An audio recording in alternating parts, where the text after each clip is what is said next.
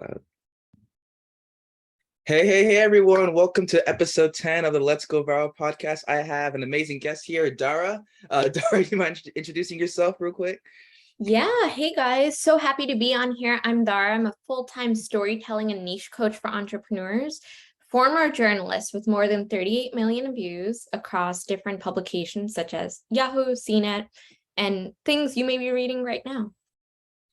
Good stuff. Yeah, thank you for the introduction. And I was just going through Instagram and I came across your profile. I was like, yo, I have to get her on the podcast. I love, especially becoming a new journalist myself. I didn't realize how much influence you could have with your words. So yeah, I love connecting with other journalists and yeah, just hearing their stories. So yeah, I guess we could hop right into it. So I guess to start us off, you mind telling us a little bit more about yourself as far as how you grew up, your childhood, and all that Yeah. good stuff?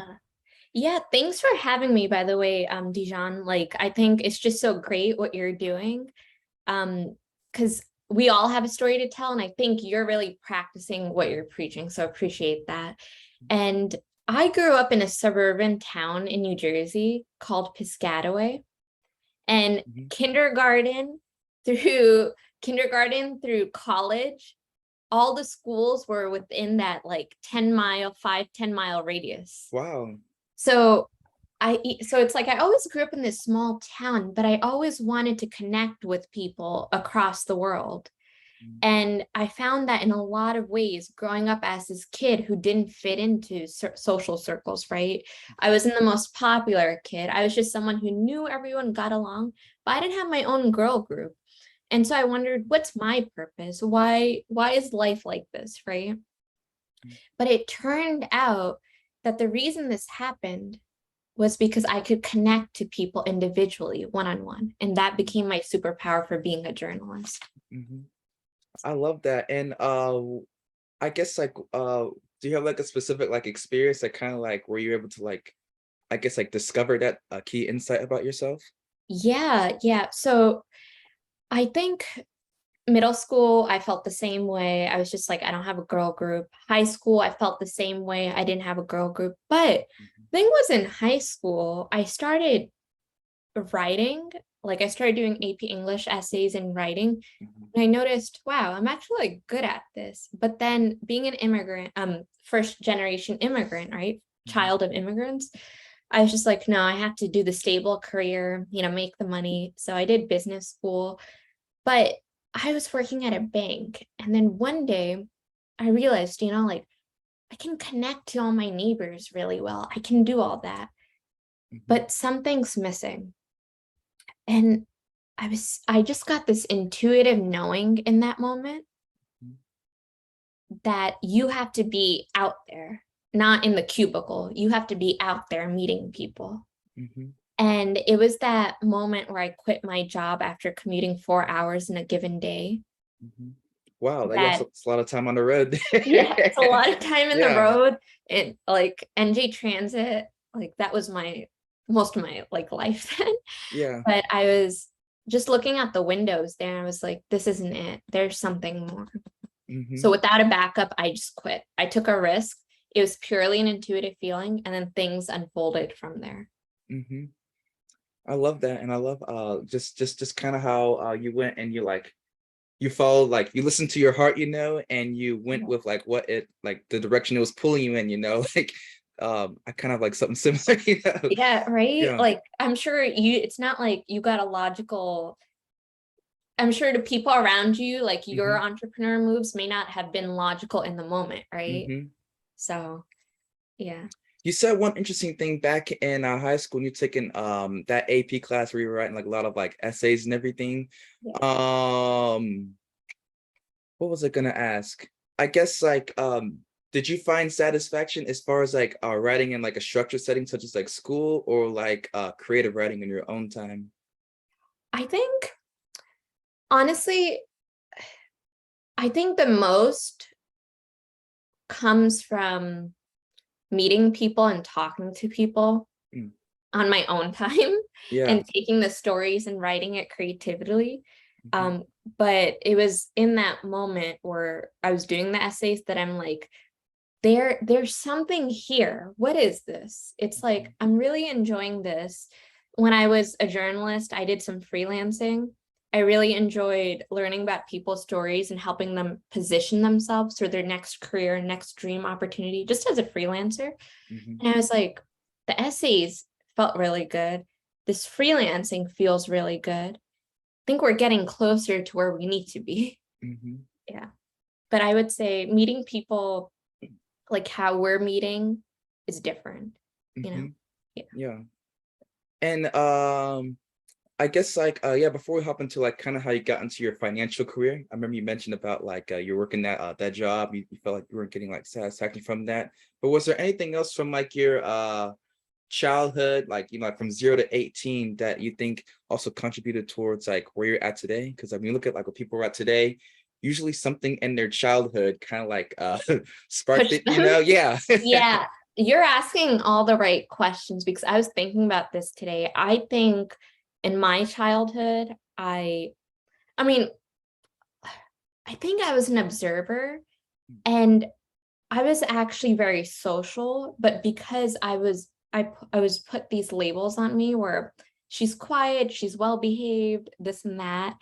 I had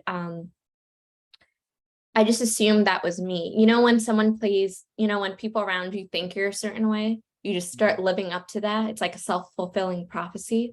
Yeah. But I think I noticed when I would go out on my own into networking events, when I would meet people, be like even a younger storyteller, or when I would talk to my classmates, this and that, I started taking leadership over projects. I started being extroverted. And I think just coming from a 0 to 18 period where I felt like I didn't fit in, I was judged before people even got a chance to know me. It it inspired me so much to be my biggest ambassador, to be like, all right, if I have a dream, I have to go after it because Yeah. yeah, can't, got to do it for me. Yeah. Yeah. So out of all like I guess like the fields and like things you could do like after high school, what made you choose like finance in particular? Yeah. So believe it or not, I really enjoyed, I do like numbers. I Hmm. do. But more than that, I think I was attracted to the business element of like, wow, that energetic feeling you get when you go into a room where you don't know anybody. Yeah.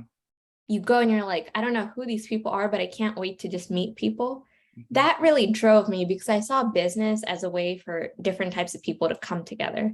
Hmm. Little did I know that my heart was still tugging on writing a little bit. Hmm. And so today, being a storytelling coach, it's like I have my business, then I also get to exercise the writing and the interviewing in the business. So Hmm. Yeah, you kind of get the best of both worlds. And yeah. it's funny because I've kind of been having that same I'm kind of going through that phase right now. I got the main thing I'm doing, but I want to my heart just wants me to like like write more, like get that book out, get that article up, so like yeah. I know exactly what you're talking about, literally Hey, going we through were that right supposed now. to meet today. Yeah, we were Yeah. supposed to meet. Yeah. Yeah, I know exactly how you feel. So when you get your a finance job, like how long were you there, like what were you doing exactly with that? Yeah, I was there. I was honestly there for a year and a month or two. Then after that, I was a data analyst at a fintech company. Hmm. And that was still kind of financy. And then I did then I did a bookkeeping job only for a couple of weeks, like barely anything. But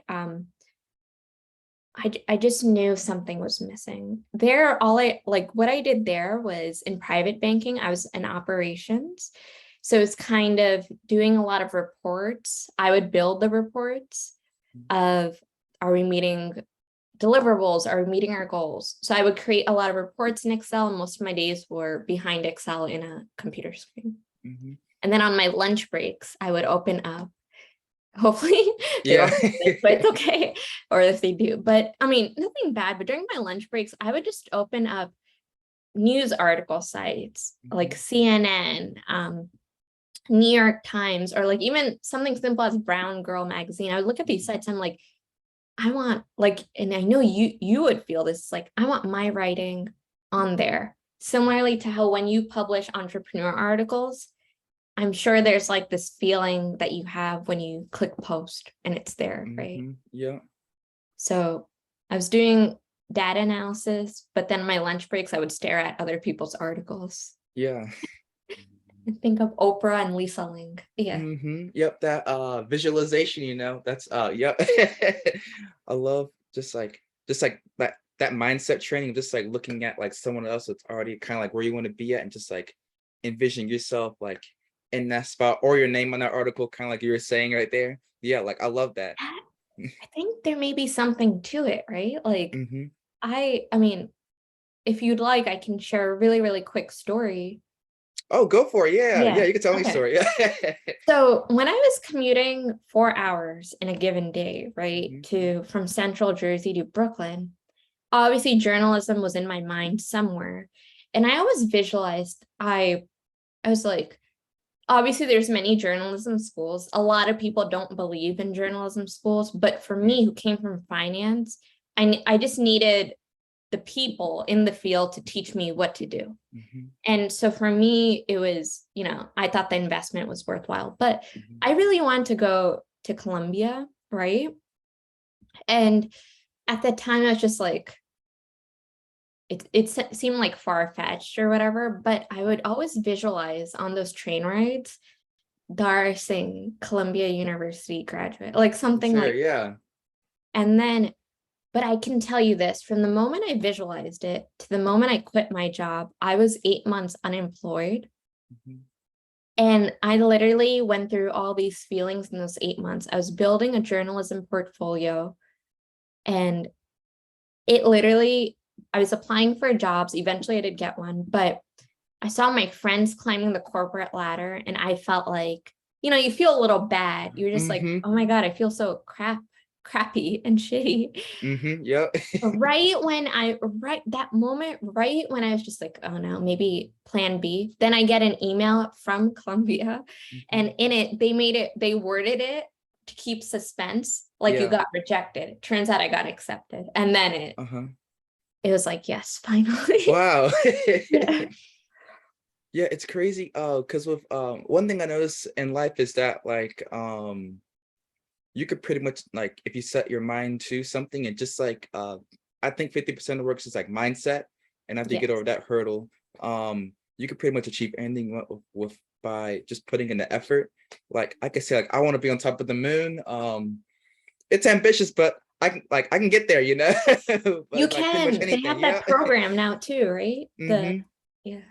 Yep. So like I love how you kind of like figured just kind of how you already like visualize yourself there like mentally, and then like eventually with you like building your journalism portfolio and just like showing up every day, you're able to make it happen. Was there anything else as far as like visualization that just happened by accident, just by like daydreaming, or did you like learn that from somewhere? No, I mean, I know The Secret was popular around that time, but no, I didn't follow it anywhere. I didn't Hmm. do any meditations. At that time, I didn't. Later on, I learned about all this stuff, but in that moment, I just loved writing. So I would take even on a notebook when I was just Mhm. on a desk like this, I'd write my name, then I'd write Columbia University. And similarly, I'm doing that for stuff I want to achieve even 5 years Mhm. down. I truly think there's power in writing down your desires. Oh yeah, You would know. absolutely. Yeah. Yeah.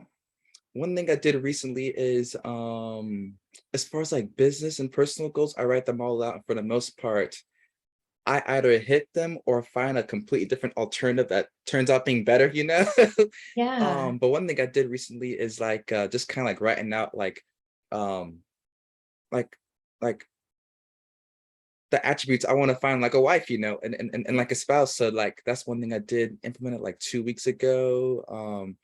So yeah, yeah, I'm gonna put that to the test. So yeah, like It 100% I agree with works you with that there, though. yeah. Yeah, it works. Yeah, it works. I can tell you that type of stuff. It works for everything. Like, but again, I don't believe in like hocus pocus either, in the sense Mm-hmm. that just write it and everything will come to you. Write it, feel it, do the inspired act, do the work, Mm-hmm. And yeah. Yeah. So there was one more thing, your journalism portfolio. What did that like include? Like what were you doing within those 8 months as far as like putting that together? Yeah, this is a great question, because I think if anyone's listening and wants to write like us, this would help them. But you can write for free on so many websites. So what I did was I wrote articles, and I didn't force it too much. Things I love to do, I actually wrote. Like, I read a book, I published an article about it in Brown Girl magazine. It's like South Asian woman, but honestly, I think anyone can write for it. Mm-hmm. Assuming, you have a topic that connects to their mission of diversity. Mm-hmm. I did that. Then I wrote on Thrive Global, which is a Mm-hmm. free platform, as you know, and I wrote about The Alchemist in that. Mm-hmm. I went to a diverse, it was so random, but it was like a drag show in Brooklyn. Mm-hmm. I loved the artsy. I loved taking pictures with my DSLR camera. So I took pictures of the drag show artist in Brooklyn. And I created like a piece of photojournalism from that. Mm-hmm. And the thing is, there's so many free ways to build a portfolio. You go to events, you Thrive Global, Brown Girl, Elephant Journal. These are all free platforms. You get published. Yeah. Yeah. And one thing I noticed is that like yeah, writing articles. I write 800-word articles for Entrepreneur, but like wow, like it takes some you really Takes got to sit time. down. Yeah. Yeah. Yep, especially when The, taking it from like different lenses, kind of like how you were doing it. Yeah. the I heard that SEO, I don't know if this is still the thing, but like SEO optimized articles are supposed to be like 1,500 at least or something. Is Mm-hmm. that true? Yeah. Yep, something like 1,500 to like 3,000 words if you're going for something super competitive, with images and everything. Yeah, that's like wow. That, and then people on Upwork nowadays, I was looking through just tasks and I saw that people expect that, and then their pay is not matching to the amount of Mm-hmm. work. No. Yep. They want like Yeah. want to pay you like $50. It's like No, thank you. You can yeah, make that easily by just having a social media profile. yeah. Yeah. So So when you got into accept into Columbia, what happened next as far as like like yeah. taking your journalism career to the next level? Yeah. So I was in the part-time program 2 years, worked at a fintech startup. And so it was great. I had a job. I was paying a little bit towards my schooling. And Mm-hmm. if anyone goes into journalism school, that's a smart thing, because it's a field that's super competitive and the pay isn't always high. Mm-hmm. But what I did was, before I graduated, I got a job at Yahoo Finance as a personal finance writer. And so by the time I graduated, I had some articles published, which was nice. Mm-hmm. Oh, sorry. And before that, I did a master summer internship at CNET. And I think the beats I wrote for Yahoo were just really popular, retirement and housing at the time. So we would write for that. We would write for their sister site, Cache. Then after I think it was like 18 months, then I went to Red Ventures, which is a really great company as well. And I was an SEO writer just for a couple months. And by that time, I already had my business going. So I knew it was the perfect time to just take a leap. Yeah. And with your business, when did you start that? Did you like start that? Because I know Like, you're juggling like school, yeah, work, yeah. I can't, maybe you're like me too. We can't just do one thing. Yeah, we're so multifaceted. Yeah, the ironic thing is we're so multifaceted. I got my first coaching client 2019 from November on Upwork. It was to help her with her statement of purpose. But the process I used for her, I used for like 100 more people, and I used it in my speaking too. Same process that was discovered there. Yeah. And that's how so as far as your business, you started on Upwork, right? Just kind of like taking Yes. gigs on there and building your portfolio. Yeah, I got on I haven't made like a lot just from Upwork, mostly from IG and referrals. Mm-hmm. But on Upwork, yeah, I have done some freelancing on Upwork. So Mm-hmm. she gave me a testimonial. I put it on my website. Then I was trying to do coaching, life coaching. And within life coaching, I noticed the same problem she had, which was positioning herself. So then I started helping coaches. Then I started helping network marketers through a referral, Mm-hmm. and then other folks. So And I think I know you're talking about as far as like positioning yourself. Could you like elaborate to the audience as far as like what that means? yeah, so for the client, she wanted to change her career, right? She Mhm. wanted to go from UX design to interior design. So I interviewed her to figure out, all right, this field is totally different from this field. It's so different, even though it's called design in both of them. Yeah. So I learned about her story. I learned about her story on how learned everything in her story. We were on the phone for 2 hours. Mhm. I was asking her questions like did in my 9 to 5 then. Mhm. And she told me when she was little, she gave me the full story. She would walk home. They weren't super well off. She'd walk home in Bulgaria with a broken backpack, like basically not the most luxurious clothes. Mhm. And she would go to her room, and that's where the magic started in the sense that she would start creating dolls from scratch, the grandmother's sewing materials, like all the stuff in her house. And then when she would create those dolls, test it out and everything, she would give them to her friends to be like, do you like this?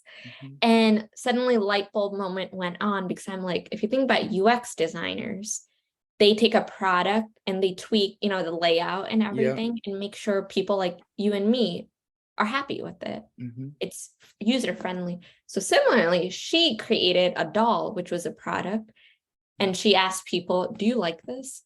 Like, and she tweaked it. So it's super two different stories, but we brought that into it and we were able to shape her as this person. Mhm. And Yeah. shaping her, is that like a personal identity thing for like Yes. yourself, or is it like how you present yourself out to the world as far as like your story? Yeah. So for her case, it was a written story. Mhm. Like I was just helping her with her written story, but with almost my clients now, it's how they're presenting themselves in the real world and online. Mhm. Mhm. And as far as oh wait, were you gonna say something? No, no, no, no. I was just saying, so for instance, what do you call yourself? What do you do? How do we weave together your story and your messaging? What words do we use so that people are like, how is she reading my mind right now? I need her help. Yeah. And as far as like what difference does that make in people's life by having like really having that story Identity. really put together and everything? Yeah. Yeah, because we're always scrolling on social media Mhm. and we fall into comparison trap, right? So we start thinking that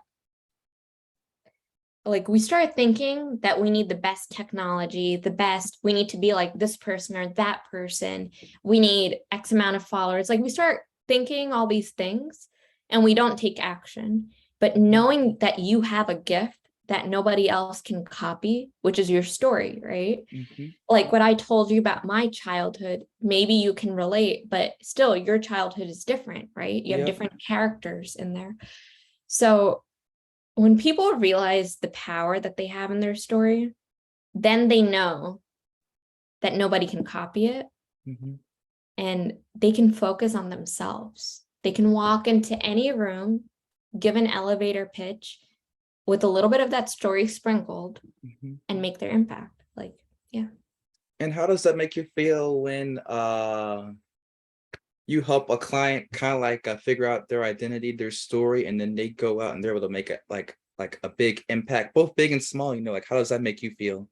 It's the greatest joy ever. Like I have a client right now who recently got accepted into a speaking opportunity. Mhm. And when we first met, um, she she was very quiet. It's Yeah. safe to say she was very quiet. I want to be respectful to her. She was super quiet, and but what she been through, so many years of silencing her voice after trauma, and together in our time working together, she's gotten the confidence to apply for speaking opportunities. One of the biggest, like when it comes to women memberships, she just got in, and we worked on her pitch. We also started helping her share her story on video too, so more people would want to collaborate with her. She didn't really have a social media presence to say before that. It was just some Google photos, right? Mhm.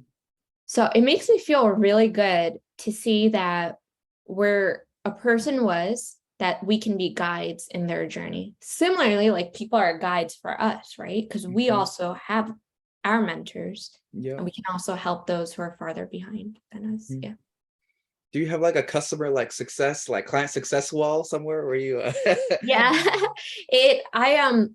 I keep an Excel sheet, a gratitude Excel sheet since I really started my business. And Mhm. anytime there was a small win, all the way to the big wins, I would write it down. Hey, like even when I got my first email subscriber, hey, one person opted into my freebie, Yeah. but X bought my session suddenly, and then it went to like X bought X thousands, Yeah. package. But every small thing, like someone said something good, like even the small things, like someone was like, you helped me do this. I write that in the Excel sheet too. Mhm. Yeah. That is so powerful. That's one thing. It's called like just like like putting wins under your belt, just by even like small things such as like winning a spelling bee in elementary school or becoming an Eagle Scout, just like small stuff like that there. Yeah. And just like logging those wins and having it like I think I don't have an Excel sheet. I have like a Google Doc where I kind of keep it, but same thing, it Yeah. gives you that confidence to well, two things. It gives you you kind of wake up in the morning like I got purpose, like I gotta go out there, I got people to help out. And also let's say let's say you're at where you're at right now, but let's say you want to shoot even higher, right? You could look back at your previous wins and that will give you the confidence as far as like, okay, like if I just put in the work and my mindset's right, I can go and achieve it. So Yeah. powerful. No, it's so powerful. I think I just got inspired to look at it today too. Yeah. Because like as business owners, we're always growing. Like for instance, I know YouTube, like you're like, I think Instagram too, but I know even on YouTube, like so much about that in addition to other platforms, right? Mhm. I recently got referrals a lot through Instagram, just due to, people with more followers who really believed in my work and all this. But um, like I just started on LinkedIn, right? Mhm. It's new, but it's new, and even though I've worked with X amount of clients, I'm a newbie there in terms of a content creator. Mhm. So, that's my level of growth there. I have to figure Yeah. out like how that works, Yeah. But if I can look back on that Excel sheet, it can be like, all right, you started here, you did this, then you took this leap of faith here, and let's see what happens. Yeah. Mhm. For LinkedIn, one strategy I did was like adding I forgot what the connection limit is, but adding like 50 to 75 people a week. I connect with like a lot of like authors, speakers, journalists, and what I'll do is I'll just kind of like write out like a super personal post with like me showing my face, and that's kind of how I built up my LinkedIn audience and really nurtured it to build those connections. So just throw some game your way. Hey, yeah, That's what I did. Yeah. let me connect with you on there if I'm down to Yeah. learn. Yeah. Yeah. I'll Yeah. send you connection request afterwards. But Yeah. yeah, yep, just some LinkedIn game there. But I had before we hop into like Instagram and like referrals and everything, I wanted to ask you like how did you like reach that's kind of like the main question for the podcast. How did you reach 38 million people through your articles through all those different publications? Honestly, yeah, honestly, it was a lot because of the brand names. I'm not even lying. Like it, Mhm. it honestly was. if just being a journalist for publications that people already follow gives you a boost. Mhm. And that's honestly the truth. There's no big thing around that. But in terms of getting a lot of referrals from people who are well known in terms of my business, Mhm. that came when my messaging was in alignment. Before, I was just posting life coaching content and literally nothing was happening. I was just listing benefits that I was taught. I restarted my Instagram from scratch. And since I put the first piece, came from alignment, something that I love to do, had the authority to actually teach, and connected to my heart space. People could feel that. So by 20 posts, got some attention of some pretty big names, and then they refer me to their clientele, to their audience as well. That's amazing. It's and I guess with that, like as you're we're leveraging like these big brand names, and like they got readers from just like all different like industries, just everywhere, Yes. how what opportunities what I guess what other opportunities kind of like as far as like doors opened as far as that, like any cool connections? I remember you said something about speaking, Yeah. yeah, what type of opportunities came Yeah. from that? You know, so my Instagram page alone has generated most of my revenue. Was the reason I was able to quit my job, and I did it without having so many followers too. Mm-hmm. And the beauty is that one, I think it all started where my first speaking, so by 20, 30 posts, I had attracted the attention of an influencer who became a friend of mine. Mm-hmm. She was a client. She enjoyed the work. Then she referred me to her audience. Then later that year, I was just on a Facebook group and I found a speaking opportunity for she's a coach. Her name was Tracy Malone, her activation weekend. Mm-hmm. And I think I may have spoken in but that's the first event that comes to mind. I did that event. In that same Facebook group, I discovered Women in Business had the 2020 Women Thrive Summit. 800 people said they were interested, and I think 30 of us got in. Mm-hmm. And that in itself, I think, led me to a lot of opportunities. Suddenly, I got invited to speak at a podcast summit. I'm not a podcaster, but it was just about niching down because I help with that. Mm-hmm. I got, and like I said, 2020 Women Thrive Summit. Most recently, someone's membership, people even paid me, which was nice. Mm-hmm. And then most recently, NJ.com asked me to speak for their cocktails and connections event. So it was really nice. Good stuff. Yeah, I haven't done a Yeah. speaking event yet. What preparation goes into speaking? Is it kind of like do you like obviously there's like prep, but like Yeah. do you go by like bullet points? Do you just kind of like wing it? I know some people they go like word by word, like Yeah. memorize like an entire like script. I got training for it. I did. So the speaking that I've done, most of it's been virtual, but I do presentations and weave my story in the presentations. And for the NJ.com event, I literally took a sample of that presentation and guided my group through it. Mm-hmm. Okay. Yeah. All right. So yeah, I did invest in learning that. Mm-hmm. Good stuff. Yeah, thank you for those answers and those insights as far as like the benefits as not the benefits of just like the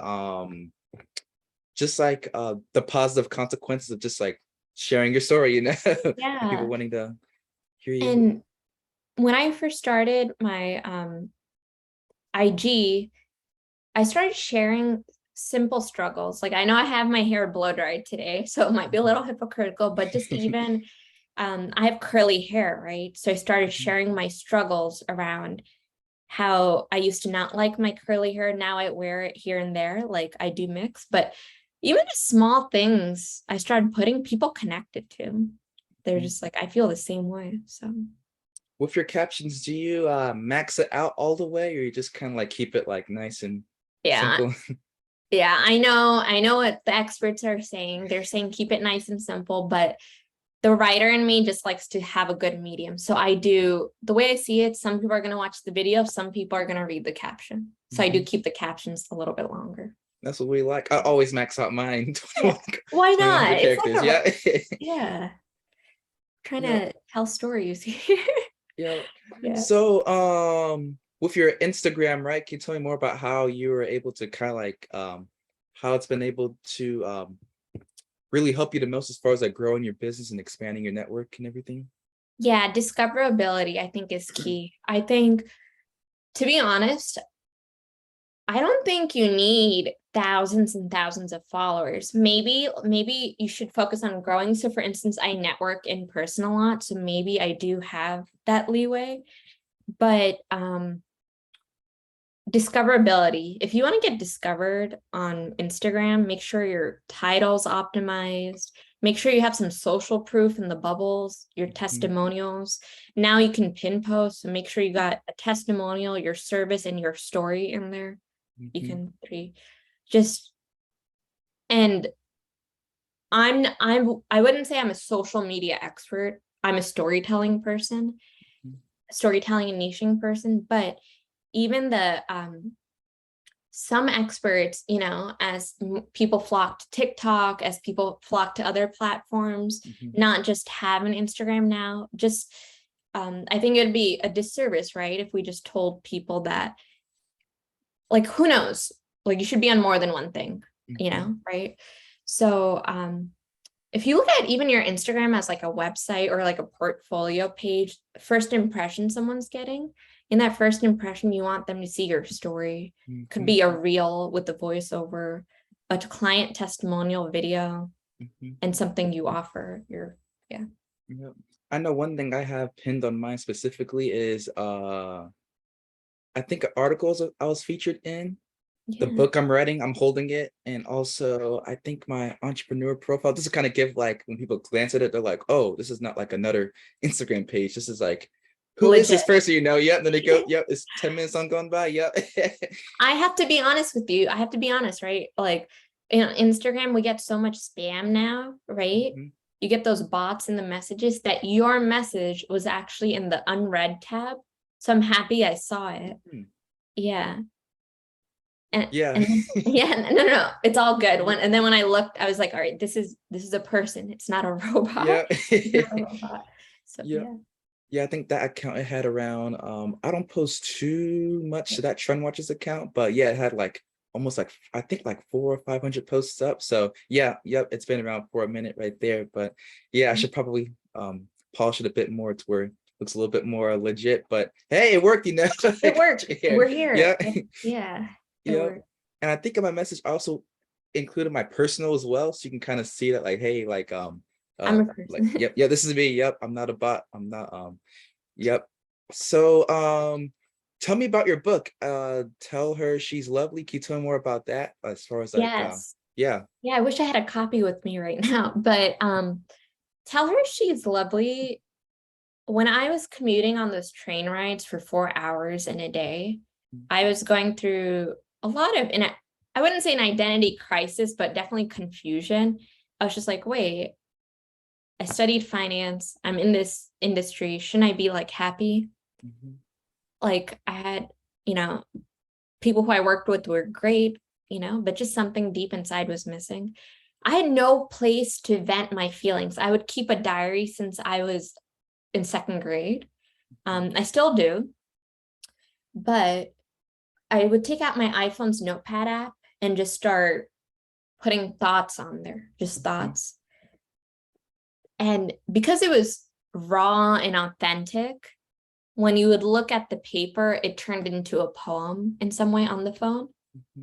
And I don't know what happened, but I was just like, I used to share them while I was going through my career struggles and all that. Even when I was unemployed 8 months, I would share them with select friends. And one day out of the blue, I just posted on my Instagram, my personal one, and a lot of people liked it. And I was just like, wow, people actually like this. I thought they would make fun of me.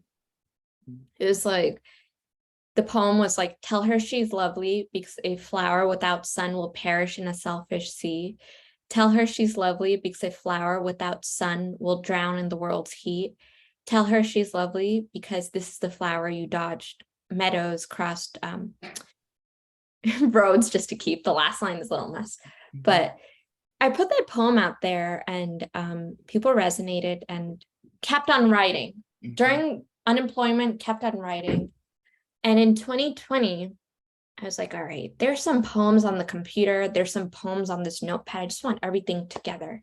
I wasn't looking to make money or anything. I just wanted things together. And so you can Google how to publish on KDP, which you did, I know.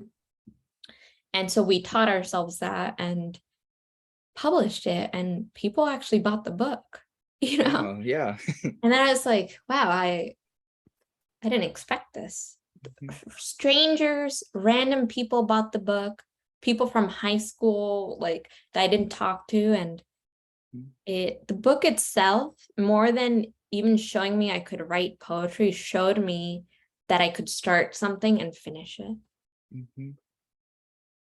That's I struggled with that growing up. Like I'd always like start something and then like leave like halfway through, so it's nice that you're able to like just like, and the book is a big commitment too. It's not like something you could put together. Even the small little ebooks, that's like a week minimum. Yeah, so yeah, it's definitely like a big milestone for sure. And how long exactly did it take you to just like write it, edit it, as far as like start from finish? Yeah, so okay, start to finish, definitely 2 years. Or some honestly 3 years, because I would do it on and off. Most of the time I didn't even think about writing a book. I just wanted to write. When I actually got serious, it took me like, I think took me a couple months. I got an illustrator from Upwork. I got a book formatter from Upwork. Upwork's the way to go. Did the same as well. Yeah. I tried to get on Fiverr, but then I don't know. I always end up going back on Upwork. I don't know why. I feel like Upwork's more personal. Even the people I worked with like 2 years ago, we're still cool. We'll send a message like, "Hey, Merry Christmas" or whatever. We're still cool. Yeah. Yeah. Do you think more people are on Fiverr? That's why. I don't know. I feel like Fiverr is kind of like almost like going. I feel like Fiverr is more like I'm just not a customer, but like Upwork, it's more personal, they're kind of like work with me side by side with the project. Where usually like with projects, like something always goes wrong, so they're going with me throughout the journey, and because of that we kind of like a little bond. Yeah, it's and really the weird. chat Yeah. messages, like Yeah. yeah. Yeah, I that's my feel little that. theory. Yeah, I feel that. But yeah, hey, there you go. We met our teams on Upwork, like our mini publishing teams. Yeah. Yeah.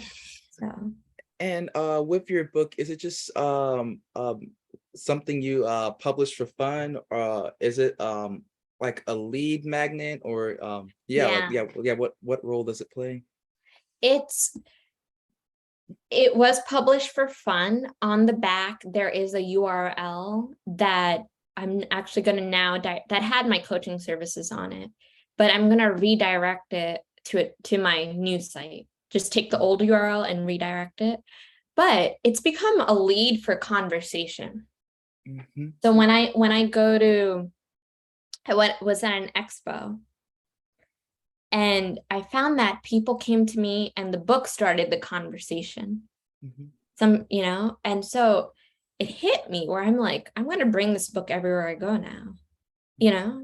So yeah. That's interesting, because I'm when people look at my Instagram profile, the first thing they say is like, "Oh, you wrote a book," That's crazy how you say that. Yeah. That's interesting. We have to like kind of like and I'm actually like, after this I'm gonna go and like do as far as like my book promoting strategy. I'm slowly like writing up the chapters and building up an audience, but like that is so true as far as like it being a good conversation starter. How did you as far as like carrying it around, did you like, yeah, like how did you use it as a conversation starter, I if that just put makes it on the sense? table. I just Nice. as an expo, I put on the table, and I was inspired by one of my friends who uses her book for speaking engagements and everything. Mhm. And we just recently connected last year, and she said, "Hey, if you published a book, why don't you ever talk about it?" Well, I'm like, technically, I did talk about it before I met you, but then I took a break. But Mhm. I was inspired by her because she brought her books to the expo, and I'm like, I thought for me, I was just like, maybe I'll just focus on one thing, but you can always connect the two. You can connect your coaching with your book. So I was inspired by her. Mhm. And honestly, think about it. Me and you published a book, but we take it for granted in a lot of ways because now that we see you can put it on, you can do it on Amazon yourself, a lot of people don't prioritize that. They have a dream and they don't finish it. So Mhm. yeah. Yeah. One thing, I don't know if you're gonna write another book. We'll get to that in a second as far as like Yes. future plans. But like one thing I did specifically for my big book, like the real one that I want to like push out as far as like see how far I can take it. I put my face on there, so when people see it, they're like, "Wait a minute, hold on, you're Oh, like amazing. that's you, yeah, yep." To where it's even it stands out even more, maybe a conversation starter. So yeah, like I would probably do that if you do plan on like writing another book, which I'm assuming you will because you're a writer at heart, Yeah. as me. That's a really good tip. That's a really good tip. I was reading, I just picked up Robin Sharma's Hero Manifesto. I forgot the name of the book Yeah. exactly, but I'm more than halfway through, and he has a picture of himself on the cover too. So Hmm. if you're doing it, if he's doing it, I'll think of that. Yeah. The real book I want to publish, that's is connected to will come out. It's not Tell Her She's Lovely, but Hmm. yeah. Yeah, yeah, you don't have to yep. Yeah, Review. yeah, yeah, yeah, yeah, you're all good. Yeah. Yep, sometimes you gotta I like Just do keep, it.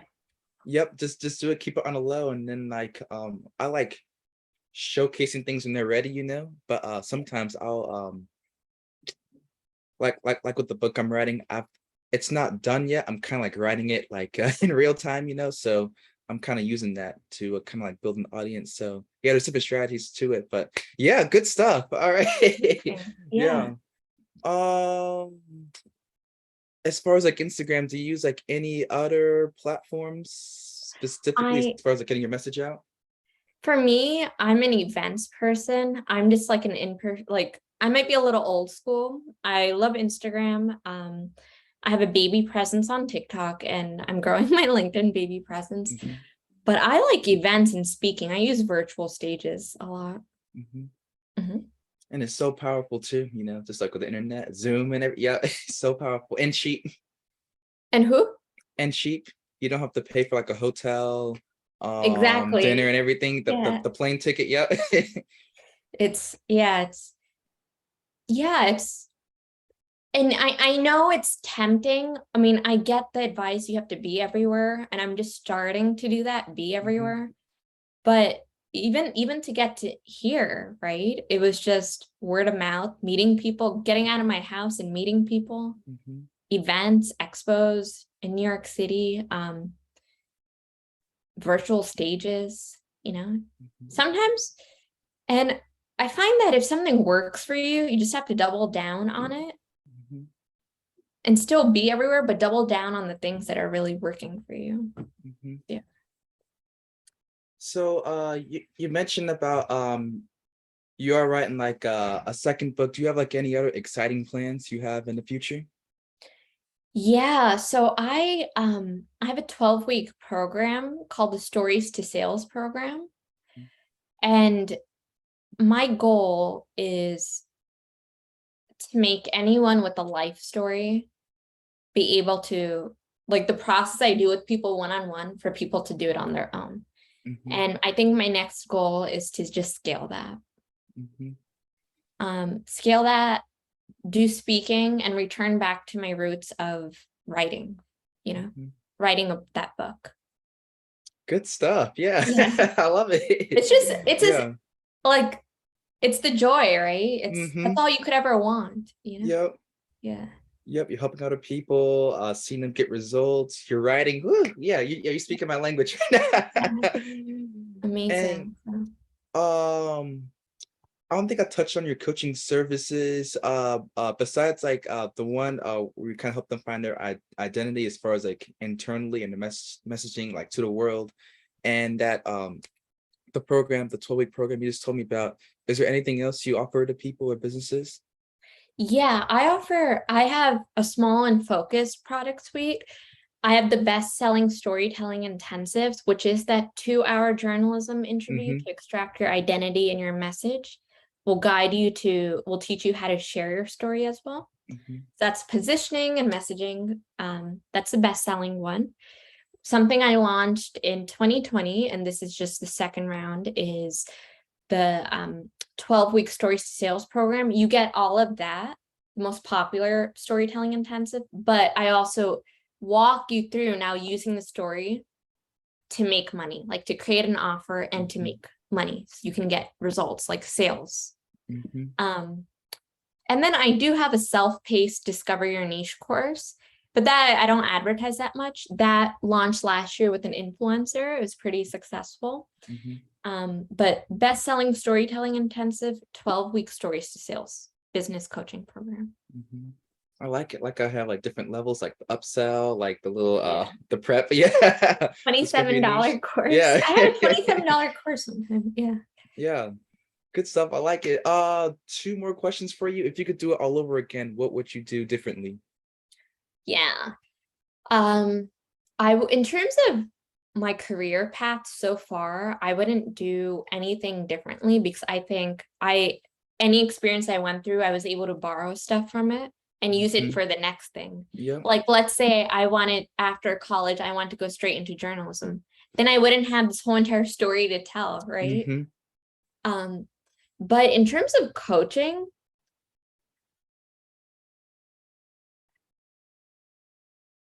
I don't know. I think I could tell you and be like, oh, I wish I wouldn't have. I think what I would have done is, just honestly speaking, I think I would have,